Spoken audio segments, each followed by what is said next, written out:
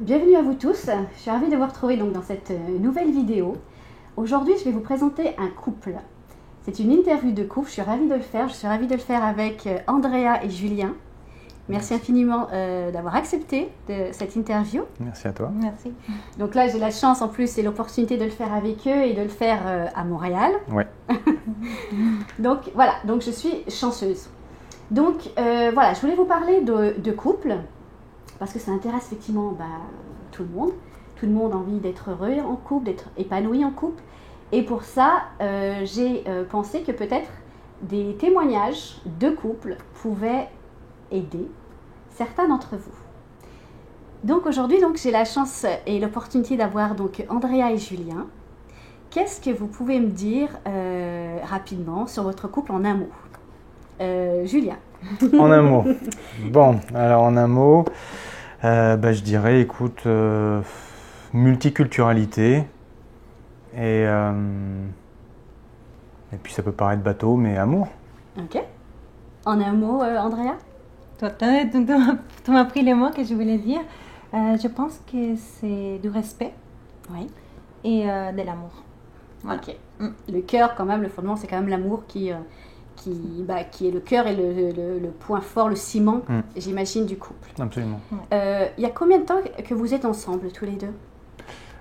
Tu veux que je réponde? Ok. Alors ça va faire 8 ans qu'on est ensemble et ça va faire à peu près 10 ans qu'on se connaît. D'accord. 10 ans que vous connaissez ou 10 ans que vous fréquentez? 10 ans qu'on se connaît parce qu'on a fait nos études, notre Master 2 ensemble. En France? En France, voilà. À ce moment-là, oui. Exactement, c'est là qu'on s'est connus, donc à partir du Master 1, où on se fréquentait pas plus que ça, Master 2 davantage, on a fait plus ample connaissance. À cette époque-là, on était tous les deux en couple de nos côtés respectifs. Ok. Et puis ensuite, on est allé à la fin de nos études, on avait un stage de fin d'études, donc on y est allé, on a fait nos stages de fin d'études. Toi, tu es parti en Corée, moi je suis resté en France, et puis après, on est resté toujours en contact, et de fil en aiguille, on s'est rapprochés, et le premier emploi qu'on a fait après nos études, c'est là qu'on était dans la même entreprise ensemble. Ok, donc tu pourrais dire que vous êtes ensemble en couple depuis combien d'années? 8 ans. 8 ans. 8 ans. 2010, ouais. Mais et combien de temps que vous êtes mariés? On s'est mariés, alors on s'est pacsé le 21 avril 2010, Ouais. donc très rapidement, et voilà, très peu de temps, 3 mois après exactement, qu'on était officiellement ensemble. Ok. Et puis on s'est mariés il y a un peu plus d'1 an maintenant, le 1er juillet 2017. Donc ça fait à peu près 7 ans après que vous êtes mis en couple. C'est ça, tout Quasiment. à fait, absolument, ouais. Ok, donc effectivement, tu as abordé le sujet de la multiculturalité. Oui. C'est ce qui fait aussi le charme et la beauté de votre couple. De quelle origine est-ce que tu es, Andrea? Alors moi, je suis née en Colombie, Oui. à Bogota. Et je suis arrivée en France quand j'avais 17 ans, en 2002. Oui. Et j'ai commencé à faire mes études en France, et donc mes études secondaires, où j'ai rencontré Julien. Julien, donc Ouais. en France. En France. Mais qui n'est pas que français, Julien. Non, maintenant sinon ça serait trop simple. Non, moi je suis brésilien et français, donc je suis né au Brésil. Ouais. Mon père est brésilien, ses grands-parents étaient syriens et libanais. Ok. Ma mère, elle, c'est beaucoup plus simple, elle est portugaise d'origine, née au Congo. Mes parents se sont rencontrés au Cameroun, j'étais conçu à Yaoundé. C'est très simple. Voilà, et malgré tout, je suis français. Et quand j'ai quitté le Brésil, j'avais 2 ans et demi. J'ai vécu 1 an en Allemagne, et après, je suis descendu dans le sud de la France, à Antibes, où j'ai fait toute ma scolarité jusqu'à la seconde, et après, je suis monté à Tours. D'accord, donc effectivement, il y a beaucoup de pays, il y a beaucoup d'origines différentes. Ouais. Et est-ce que ça a fait un souci pour vous dès le départ, vos différences culturelles, vos différences de pays? En fait, je pense que ça peut être... peut-être parfois c'est plus difficile parce que la culture est différente, donc les codes ils sont différents. Oui. Des choses que peut-être pour lui ça va être difficile, pour moi ça va être facile et vice-versa.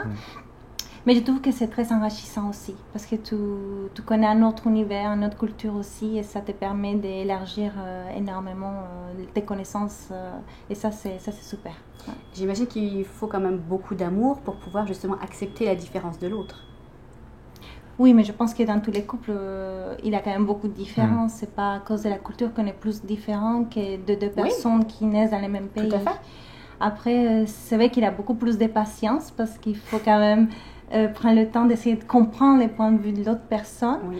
Mais vu qu'on était très différents du début, on a pris l'habitude de le faire. Donc depuis le début, en fait, on prend le temps de comprendre la vision de l'autre. Oui. Et peut-être c'est pour ça aussi qu'aujourd'hui, on est toujours ensemble et puis on essaye toujours de se comprendre. Oui, c'est vrai. Ouais. C'est vrai que c'est quelque part une quête perpétuelle, mais pour revenir sur ce que tu disais au début, moi, bien au contraire, justement, je trouvais ça... avec le recul, ça aurait été trop ennuyeux pour moi d'aller sur quelqu'un qui était, entre guillemets, sans jugement aucun, mais monoculturel. Donc au contraire, moi j'étais plus à la recherche de ça. C'est justement ça, c'est ce côté pluriculturel qui m'a vraiment attiré. Et il y avait cette saveur en plus. Moi, c'est ça qui m'a attiré notamment au départ. Ok. Et est-ce que ça ne peut ou ça n'a pas peut-être déjà induit des soucis, dans le sens où peut-être que l'un ou l'autre, à un moment donné, doit aussi partir pour des raisons familiales ou autres, et du coup la distance, à un moment donné, comment est-ce que vous la gérez? On en parlait il n'y a pas longtemps de ça, justement. Je te laisse répondre. Ouais, si tu veux, je peux commencer en tout cas. Vous répondrez tous les deux. Mais en tout cas, non, enfin très clairement pas, parce que tu vois, avant j'étais avec une autre personne qui était vraiment française, avait beaucoup de mal, donc système classique familial, la famille qui vit dans la même ville, etc. Beaucoup de mal à comprendre pourquoi moi je m'absentais plusieurs semaines, voire plusieurs mois pour aller voir ma famille qui était à l'étranger. Ouais. Et ça, c'est quelque chose qu'on a en commun. Quand elle va voir sa famille en Colombie, par exemple, c'est OK. Je suis totalement OK avec ça et d'accord, et ça me paraît totalement naturel et normal. Je le comprends parce que je le vis moi-même. Donc en ce sens-là, c'est 100% fluide. Quelle est la plus longue période qu'elle a pu faire? Alors, de deux choses une. Qu'elle est allée voir sa famille, ça va être 1 mois maxi. Toi, c'était plus long. Moi, c'était plus long. Moi, c'était 3 mois. Pour aller voir ma famille. Et sinon, en séparation globale, c'était pas loin de 5 mois, justement, quand toi, tu es venu à Montréal, le temps que je te revoie. Ok, donc vous avez quand même connu des périodes assez longues quand même. Ouais. 3 mois, 5 mois pour un couple, c'est quand même... Ouais. Ça peut être long. Ça peut être long, tout à fait. Relatif, oui, bien sûr. bien évidemment. Complètement. Mais voilà, comment est-ce que vous avez justement vécu ces périodes-là, cette distance-là? Comment vous avez réussi à surmonter? Différemment, donc Oui, je t'en prie. différemment. Alors moi, je suis quelqu'un je vais sans vraiment partager mon temps avec la personne que j'aime. Et c'est vrai que quand on est séparés, c'est beaucoup plus difficile. J'ai l'impression que c'est plus difficile pour moi de trouver un équilibre que pour Julien. Donc cette différence, parfois, elle est difficile à gérer. Parce que j'ai l'impression que je ne les manque pas, donc c'est difficile. J'ai l'impression que je l'aime plus que lui, donc on se pose beaucoup de questions. D'accord. Après, c'est vrai que notre couple s'est toujours basé sur la liberté, sur le respect de l'autre. Et vu notre famille, nos origines, pour moi aussi c'est très important quand je dois aller voir ma famille ou que par exemple je décide d'avoir un projet professionnel en Allemagne et qu'il m'a soutenue c'était quand même 2 ans que j'ai vécu en Allemagne et lui en France, même si on se voyait souvent, on était quand même séparés. Ou le fait de venir ici au Canada, qui me soutient quand même, parce que je sais la distance, c'est pas facile pour moi, mais je pense que pour lui non plus. Ça, c'est le plus important pour moi dans notre couple. Et c'est difficile, mais en même temps, vu qu'on se parle tous les jours au téléphone, plusieurs fois par jour, je pense que ça me fait quand même tenir le temps. Oui, il y a quand même du lien, même si à la distance, il y a quand même le lien, le contact téléphonique, puis maintenant avec les outils actuels. C'est ça aussi. Ça réduit les distances géographiques en réalité, c'est ça qui est extraordinaire. Vous pouvez vous parler, mais vous voir aussi. Vous voir aussi, tout à fait. Oui, absolument. Ok. Mais et toi, du coup, comment est-ce que tu le perçois justement? Comment tu le vis? Alors moi, c'est un peu différent parce que de nature, je suis ce qu'on appelle un hyper indépendant, hyper autonome. Donc si tu veux, j'ai été aussi éduqué comme ça. Et depuis petit, la solitude, le fait d'être seul, m'a jamais pesé. Le challenge plutôt, moi, dans mes relations de couple, ça a été justement d'apprendre à vivre à deux. Ça, c'était plutôt le challenge. C'était plutôt l'inverse. Mais donc, je ne vais pas dire que ça me pèse. Par contre, bien sûr, il y a le manque de la personne aimée. Voilà, ça, c'est certain. Maintenant, et comme on disait, effectivement, les nouvelles technologies permettent de réduire ces distances géographiques-là. Ça, c'est vraiment important. On va s'appeler au moins 2-3 fois par jour. Voilà. Et d'ailleurs, ça ne change pas, même quand elle est au travail, elle m'appelle à ses pauses déjeuner, entre midi et 2. Et donc, en fait, on ressent moins cette distance-là. D'accord. Voilà. Donc, voilà, donc vous la vivez tous les deux à votre façon. Vous avez chacun, bien sûr. voilà, Il y a des moments où c'est plus difficile, bien sûr, bien entendu, mais voilà, globalement, bien sûr, mais maintenant, il ne faut pas que ça dure non plus trop longtemps. On sait qu'il faut qu'il y ait des deadlines, voilà, pas, sinon c'est vraiment, ça devient pénible. Oui, pas que ça complique la vie de couple, Exactement. que ça la mette pas en danger non plus. En danger, absolument. Voilà, mais vous faites en sorte effectivement de supporter la distance, le temps qu'il faut, le temps nécessaire, que vous êtes capables en tous les cas tous les deux. C'est ça. De supporter quelque part. Ah oui, absolument. Et puis le fait de savoir aussi, de toute façon, ça aussi on se l'est dit, si vraiment c'est trop dur, on prend un avion et on se rejoint, point, terminé. Voilà. Oui, c'est vrai qu'aujourd'hui, effectivement, les distances sont pas nulles, mais en tous les cas sont bien amoindries. Ouais. Il y a tous les moyens qui nous sont facilités pour entretenir, complètement. Pour entretenir une relation quand on a envie de l'entretenir. Ça marche comme ça aussi. Ouais. C'est ça. Est-ce que quel est votre projet de couple à tous les deux? Parce que je vous demande ça parce que souvent les personnes, quand elles sont en couple, elles n'ont pas forcément cette vision-là à long terme, long ou moyen terme, peu importe, mais d'avoir quelque chose en commun. Donc voilà, donc je me dis peut-être qu'il y a des personnes qui n'y pensent pas et c'est une chose importante. Donc quel est pour vous? Est-ce que déjà vous en avez? Est-ce que vous le nourrissez? Et si oui, de quelle façon? Écoute, Andrea. J'ai un peu honneur aux femmes. Il faut changer. Vas-y. Andrea. Je pense qu'on en parle souvent et on a toujours parlé de nos projets ensemble depuis le début. Et je pense que c'est très joli quand on grandit ensemble. Et vu qu'on s'est connus quand même jeunes et on a pu quand même avancer ensemble, on a quand même développé nos rêves ensemble. Et tous les voyages qu'on a fait, même le Canada, c'était un projet à nous deux. Maintenant, à l'avenir, le mariage, c'est un projet à nous deux. Et maintenant, bien sûr, la suite, donc, c'est vraiment avoir des enfants, avoir une famille. C'est dans nos projets dans l'avenir, surtout nous s'épanouir professionnellement et nous soutenir dans les choix qu'on va faire parce que jusqu'à maintenant, on l'a fait et je pense que pour moi, c'est ça le plus important qu'on se soutienne dans les choix de la vie. Bien sûr. Tu pourrais rajouter quelque chose peut-être? Non, je corrobore là-dessus. C'est-à-dire que moi, oui, bien sûr, quand tu parles de projet de vie, c'est avant tout pour moi avoir des enfants. Ça c'est très important, j'y tiens. Même si pour les hommes, il n'y a pas d'horloge biologique, mais quand même, c'est quelque chose dont j'ai vraiment envie. Donc voilà, c'est plutôt ça le projet numéro 1. Ok, donc vous avez en tous les cas réfléchi à quelque chose en commun à faire. Oui, absolument. Dans, je ne sais pas, le temps que vous avez en tous les cas défini. Tout à fait. Voilà, donc c'est vraiment une chose aussi importante, voilà, que ce soit des enfants ou autres, peu importe, mais d'avoir quelque chose qui vous lie, qui vous réunit et qui vous motive aussi à poursuivre ensemble. Absolument. Parce que si effectivement toi tu as envie d'enfant mais que madame n'en veut pas ou vice-versa, il peut y avoir des décalages. Ça peut être compliqué aussi à vivre. Donc c'est pour ça que je vous parlais de projets communs, quels qu'ils soient, voilà, de les partager et de les nourrir. Je pense qu'il y a un temps pour tout. On parlait du mariage, tu vois, avant qu'on se marie. Moi, par exemple, ce qui a toujours été primordial pour moi, c'est avoir des enfants. C'était même plus important que le mariage. Mais je sais que pour Andrea, l'essentiel, c'était d'abord le mariage. Elle voulait le mariage. Et donc, c'est normal que, ok, j'ai respecté ça. D'accord, le mariage est important pour toi, je l'entends. Et donc, c'est pour ça qu'on s'est mariés. On a essayé de faire un mariage qui était le plus à notre image, en tout cas. Multiculturel. Oui, ça il l'était, comme tu voulais, dans un beau cadre, etc. Et puis après, je pense aussi qu'il y a un temps de maturation pour chaque chose. Et maintenant, je pense qu'on est beaucoup plus au diapason pour le fait d'avoir des enfants. Oui. Je crois. Oui. Ok. Donc là, effectivement, c'est le projet commun que vous avez. Maintenant, aussi, ce qui importe, ce que je trouve aussi qui est important, parce que j'accompagne aussi des personnes en individuel, c'est que même si on est en couple, vous avez chacun aussi votre individualité, bien sûr, votre façon de vivre, les choses que vous aimez.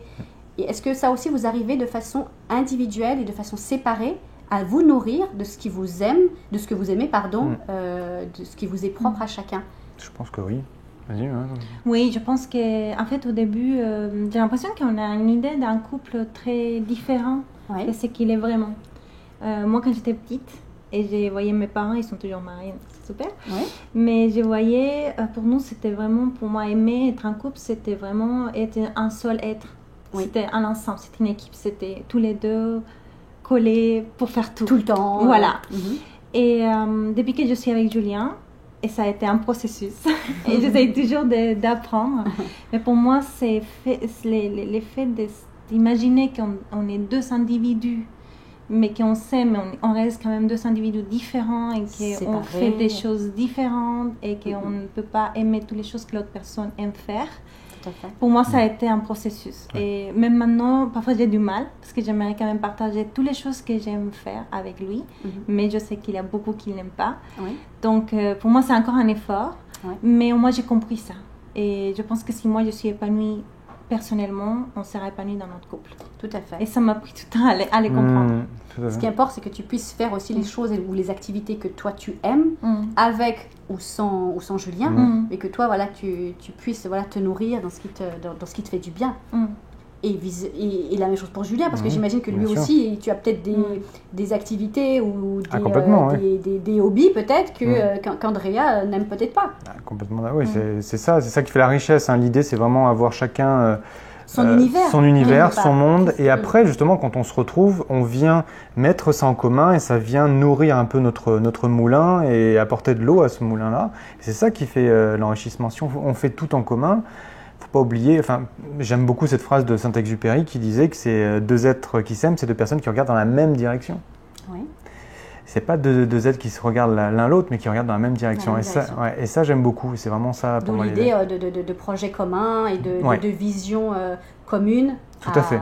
Dans des termes après que vous avez effectivement définis. Absolument. Et puis ça vient d'autant plus nourrir une valeur, en tout cas, qui moi est une de mes valeurs essentielles, qui est la liberté, qu'on a évoquée tout à l'heure.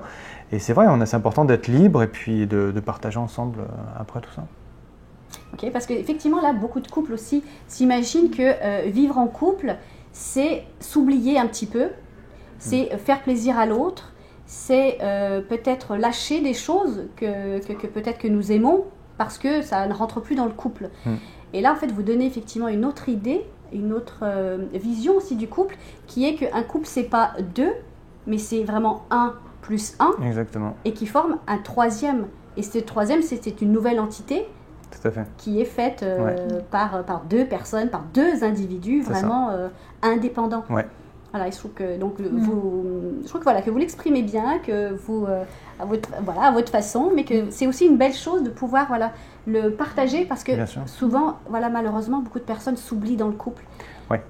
Et ça peut avoir effectivement des conséquences assez. Je pense que sur le long terme, c'est pas quelque chose de vraiment de viable. Non, je pense pas, parce que ce qui vraiment prime, c'est vraiment l'unicité de chaque personne. Si on se respecte pas, c'est très difficile de respecter l'autre et d'autant plus de se respecter mutuellement en couple. Donc voilà moi, je pense notre approche.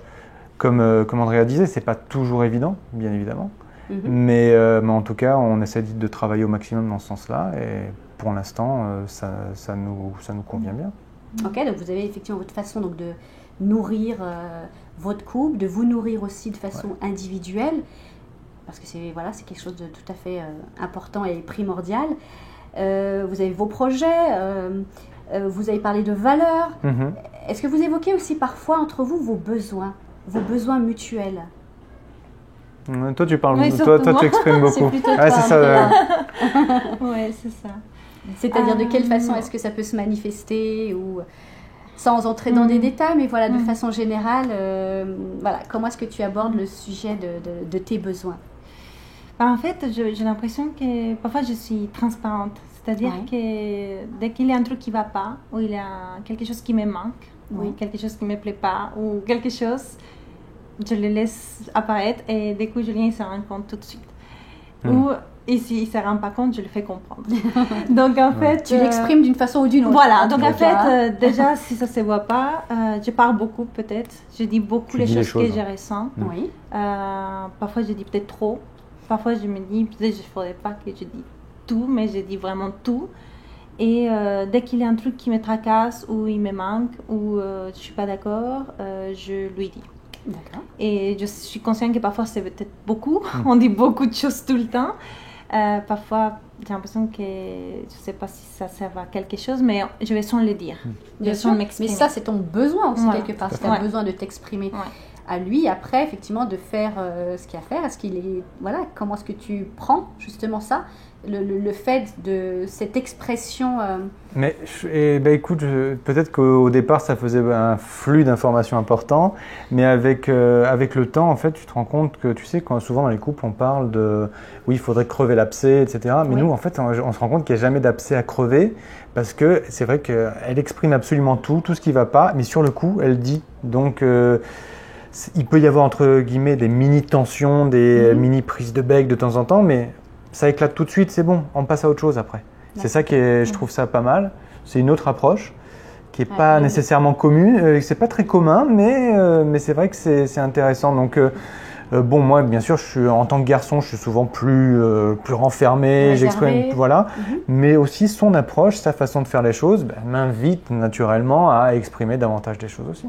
Parce que tu vois que ça a quand même aussi un bénéfice. Oui, ça a du bon. Ça a du bon de mettre voilà, tout à plat. Quoi. Déjà pour toi, Andrea, le bénéfice, il est de pouvoir déjà te libérer tu vois, de ce qui est là, de ce qui te travaille, de ce qui te tracasse.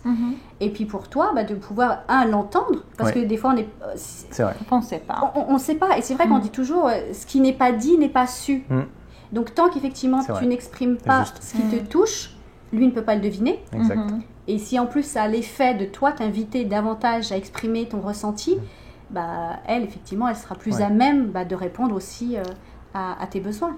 Oui, la seule chose qui a été un peu difficile sur le temps, c'est ne pas prendre les choses qu'elle me dit comme un reproche ou une critique.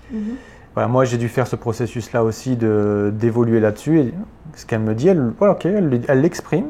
C'est un ressenti. C'est un ressenti, c'est le sien. Ressenti, tout à fait. Voilà, après, moi, il n'y a rien contre moi, il n'y a rien à mon encontre. Au contraire, c'est pour faire évoluer les choses. À partir du moment où j'ai commencé à mieux comprendre ça, je pense qu'on a gagné encore plus en fluidité dans notre communication. Il me semble. Surtout sur les 2-3 dernières années. Ouais, et notamment la communication, c'est aussi un facteur et un vecteur aussi de bonne entente, j'imagine, donc dans un couple. Oh oui, Parce qu'effectivement, il existe aussi parfois beaucoup de non-dits, et ça peut justement porter préjudice quand les personnes ne s'expriment pas ou n'expriment pas leur ressenti. Soi-même déjà, on est peut-être dans la frustration, et l'autre ne peut pas deviner. Parce que c'est aussi ça, c'est qu'on a toujours, on croit que parce que l'autre nous aime, il doit savoir ce qu'on ressent. Oui, tout à fait. Alors que c'est pas le cas. C'est pas le cas. Et c'est vrai, c'est vrai. Parce qu'en fait, moi j'ai toujours été comme ça, mais c'est vrai que Julien il a changé au fur et à mesure. Et maintenant il me dit davantage. Mais c'est vrai que la plupart du temps, il ne me dit pas comme moi je le dis. Oui. Et parfois, je cherche. Jusqu'à qu'elle me dit qu'est-ce qu'il y a, pourquoi tu es comme ça, etc. Tu creuses un petit peu. Je creuse, et jusqu'à qu'elle me dit mais c'est pas évident. Et la réponse, mais c'est comme ça, mais c'est logique. Il faut que tu le saches, c'est logique. Et je dis, mais c'est ta logique à toi, c'est pas la mienne. Exactement. Et ça me fait à chaque fois rire, parce que quand il sort le mot logique, je dis non, mais c'est pas logique pour moi. C'est ma logique à moi, mais c'est pas la tienne, effectivement. Ça aussi, ça a pris un temps pour l'intégrer. C'est ma réalité. C'est ta façon de voir les choses. C'est ma vision du monde. Voilà, c'est ça, et qui n'est pas forcément la sienne, et qui ne peut pas être de toute façon la sienne, puisque vous êtes encore une fois deux individus séparés. Tout à fait. Donc avec deux visions du monde uniques. Et différentes. Donc en tous les cas, c'est entrer à chaque fois dans la relation avec l'autre, d'aller chercher ce que l'autre ressent pour toujours trouver ce qui ne va pas. Parce que, comme tu disais, même quand il n'y a même pas le temps que ça n'aille pas, parce que vous dites les choses assez régulièrement.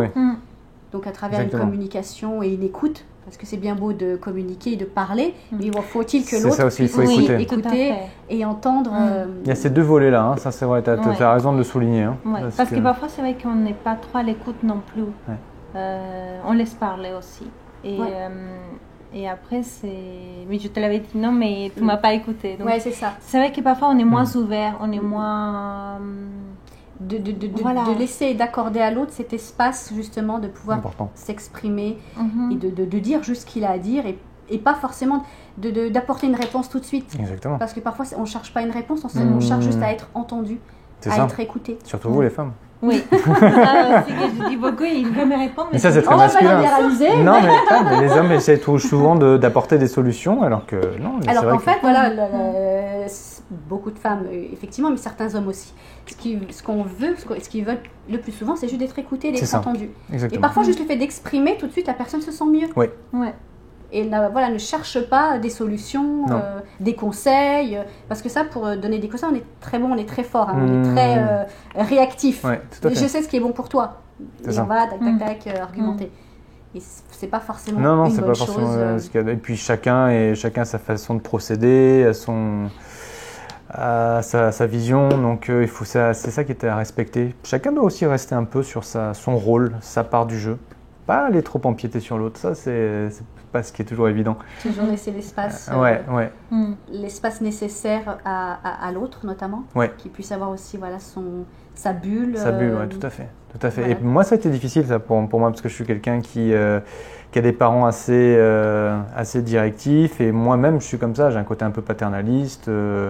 Et d'ailleurs, je le remercie, parce que si elle n'avait pas son caractère aussi, je suis quelqu'un qui va vite manger l'autre, parce que je vais être très dirigiste, fais comme ci, fais comme ça. Je peux mener ma famille comme une armée, quoi, si tu veux. Et le fait qu'elle sache aussi montrer une opposition en face, et dire non, attends. Et j'ai besoin de ça. Moi, j'avais ça avec ma mère. C'était peut-être la seule personne qui savait me rentrer dedans, comment me prendre, me rentrer dedans, me dire stop. Voilà. C'est ça aussi, ça fait partie de l'éducation. C'est ça qui est beau aussi. On continue d'apprendre toute notre vie. Et ça tu me l'apportes. Et ça, c'est vraiment génial. Et tu prends aussi en humilité et tu te replaces. Voilà. Son comportement te permet de rester à ma place. C'est important. Ouais, ça, c'est intéressant. Okay. Et comment est-ce qu'on fait quand l'autre vient nous chercher, nous titiller là, parce que j'imagine on a tous nos points faibles. T'as la numéro 1 au monde. Ah, là j'ai pointé aussi du doigt quelque chose. Ouais. Parce que voilà, effectivement, voilà, vous êtes un couple jeune, hein, Ouais. même si vous avez quand même près de 10 ans de connaissances ou presque de vie commune, donc c'est pas rien. Mais voilà, souvent l'autre personne vient va nous titiller. Ouais. Bon, là, c'est peut-être plus ton cas à toi, donc vis-à-vis de Julien. Mais à ce moment, comment toi, est-ce que tu réagis vis-à-vis de ça, quand elle vient te... Écoute, avant, j'étais vraiment j'avais des états assez colériques, je pouvais démarrer très vite. Bon. Après, j'ai pris un peu plus de recul. Donc là, globalement, je suis quelqu'un de patient. Donc, il faut y aller pour me mettre. Par contre, quand ça pète et ça part. Okay. Mais c'est vrai qu'elle a comme une petite baguette magique. C'est comme si elle savait où toucher et en un claquement de doigts, elle sait où est-ce que ça va me faire démarrer vite. Bon, je pense que c'est à son insu, mais quand même. Et avec le temps, bon, je démarre. Ça prend plus de temps, mais bon, j'essaye aussi de relativiser. Donc des fois, ça peut monter, ça peut péter un bon coup. Puis après, j'essaie parce que je sais aussi tous les méfaits que peuvent entraîner la colère sur moi-même, et ça, j'ai pas envie. Je me préserve aussi. Et après, j'essaie de relativiser. L'humour a aussi une grande importance, je trouve, dans le couple. On essaie de désamorcer, on essaie de... T'amener de la dérision. Ouais, c'est important pour calmer le jeu. Et puis, au final, est-ce que c'est vraiment grave? Voilà, c'est ça. Est-ce qu'il y a mort d'homme? Non, pas réellement. D'accord, parce que ça, voilà, c'est aussi une question qui est là et qui me taraude.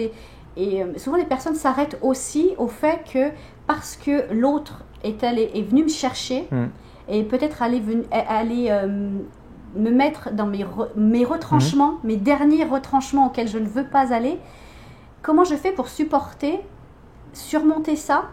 Parce que sinon, c'est la fuite. C'est-à-dire que je peux couper court aussi à la relation.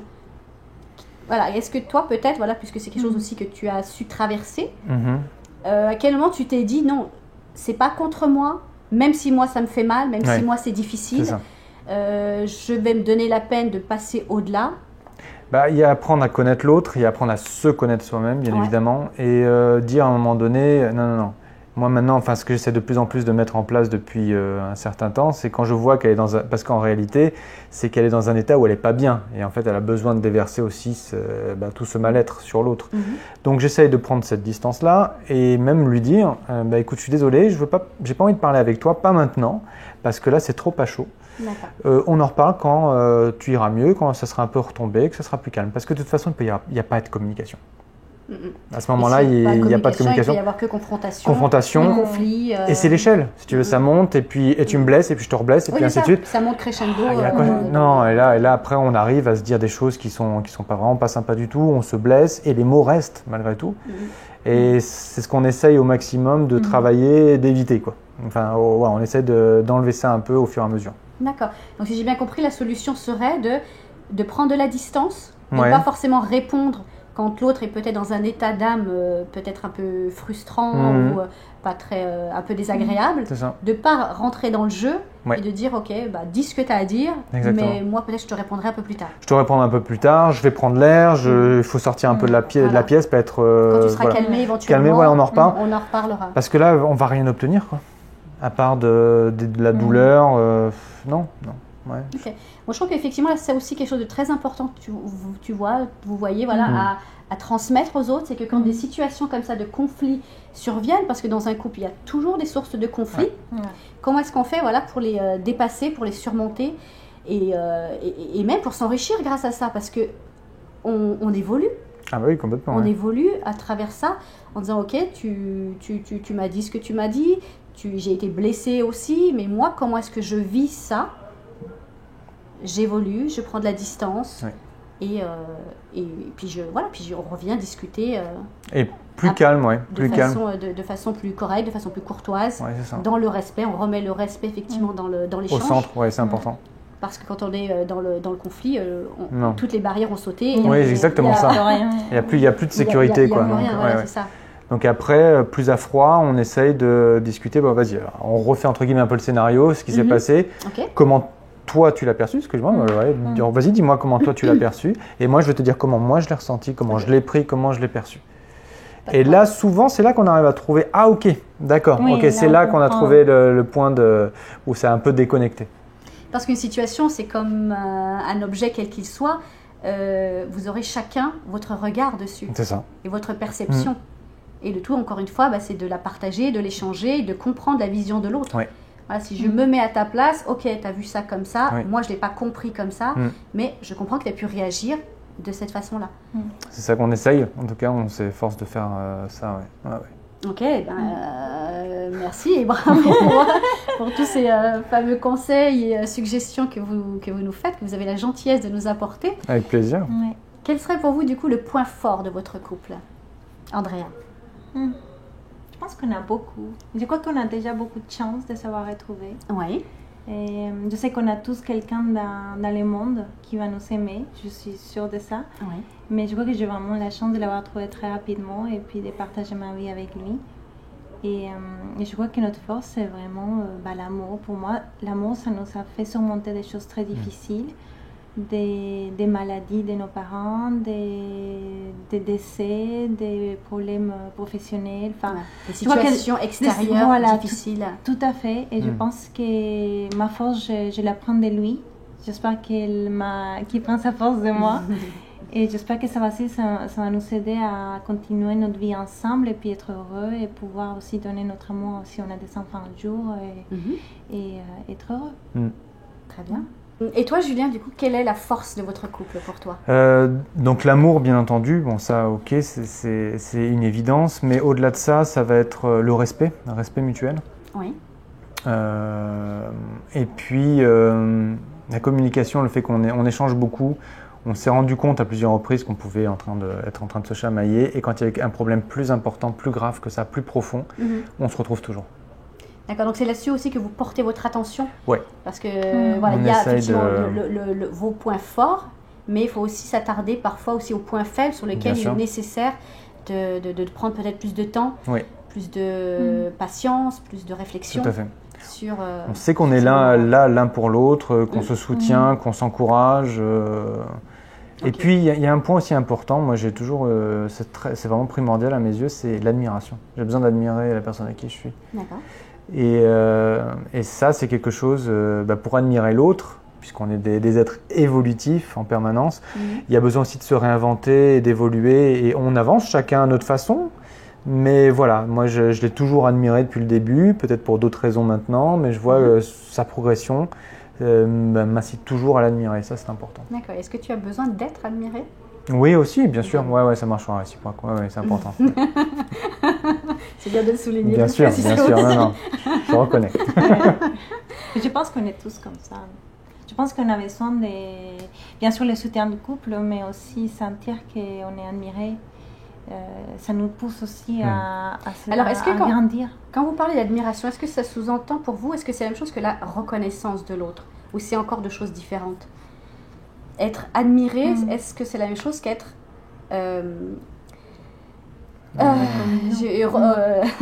d'être reconnu. Reconnu. Ouais. Qu'elle me reconnaisse à ma juste valeur, oui, c'est important, mais aussi qu'elle ait de l'admiration parce que ça donne cette petite pointe en plus où waouh, j'aime ce qu'il fait, j'aime l'homme qu'il devient, j'aime la façon dont il évolue, et moi c'est la même chose en fait à son égard. Voilà. Donc c'est juste là-dessus, je pense que la petite nuance. La petite nuance effectivement à souligner. Donc pour résumer un petit peu, donc vous avez chacun donc vos forces et vous les connaissez, la force de votre couple. Vous portez également attention sur les choses plus difficiles, plus compliquées, où là vous vous dites ok là je mets ma petite distance et puis et on se réaccorde quand c'est nécessaire et quand l'autre est prêt. Donc prendre le temps aussi de sentir que l'autre est prêt, que moi-même aussi je suis prêt, enfin tu vois, dans les deux à chaque fois, pour encore une fois mettre une bonne communication plus harmonieuse donc dans le couple. Et pour finir, une dernière question, qu'est-ce que vous pourriez suggérer aux personnes qui nous regardent, quels conseils ou suggestions vous pourriez apporter pour améliorer encore leur couple d'après votre expérience? Je t'en prie. Non, il faut que je réfléchisse. Je pense que c'est si personnel parfois un couple. C'est difficile de donner de conseils. Je pense qu'on est tous si différents et l'équilibre de chaque couple il est quand même différent, je trouve. Pour moi, vraiment la base, je retourne encore pour le mot amour, mais je pense que quand on aime quelqu'un, on fait tout pour que ça marche. Ouais. Et bien sûr qu'on a tous des moments difficiles et qu'on va se prendre la tête et qu'il y a des moments qu'on veut tout arrêter. Mais je pense que c'est la persévérance et les efforts qu'on fait que ça fait les couples encore plus magiques et qu'il a une valeur plus importante dans la vie des gens. Et comme aujourd'hui, dès qu'il y a un problème, les gens ils se séparent. Et je connais énormément de gens comme ça et c'est triste. Et je dis, c'est ça mon conseil, ça serait ne pas baisser les bras aussi facilement. Parce qu'à la fin, si on arrive, on réussit, c'est très beau. Et on grandit justement encore plus à surmonter les difficultés et les défis que la vie peut nous amener. Absolument. Oui, tout à fait. Absolument. Et pour toi, Julien? Tu vois, j'allais te dire 2 points. Le premier, effectivement, c'est celui que tu as évoqué, c'est-à-dire, bien évidemment, sans confondre persévérance et entêtement, mais voilà, je pense que c'est important. On est dans une société où on a tendance avec tous ces applis Tinder, etc. à zapper, mais on va jamais creuser, on va de moins en moins creuser. C'est aussi pour ça qu'il y a de plus en plus de divorces, de séparations, et ça c'est dommage, ça se perd. Donc ça c'est le premier point, donc je te rejoins là-dessus. Et l'autre point c'est se respecter soi-même, et ça c'est pas de l'égoïsme, c'est apprendre à s'aimer d'abord. Plus on va apprendre à bien s'aimer, mieux on pourra aimer une autre personne. Voilà. Donc c'est nullement égoïste, c'est voilà, je me respecte pour mieux respecter l'autre. Pour créer un amour commun, il faut détruire son amour propre. Ah, il paraît. Voilà, peut-être ce sera le mot de la fin. Le mot de la fin. Merci infiniment Andrea et Julien Merci à toi. de votre présence, de votre participation. Merci beaucoup. Merci à vous de nous avoir suivis. J'espère vous retrouver donc dans une prochaine vidéo, une interview, etc. Peu importe. Si vous avez des questions, des commentaires, n'hésitez pas. Ce sera quelque part dans les alentours de la vidéo. Si vous-même, peut-être vous êtes intéressé, vous avez envie de témoigner de votre couple, faites-le moi savoir, ce sera avec grand plaisir. Sinon, comme vous le savez dans ces vidéos-là, likez, commentez, partagez et puis abonnez-vous. À très bientôt.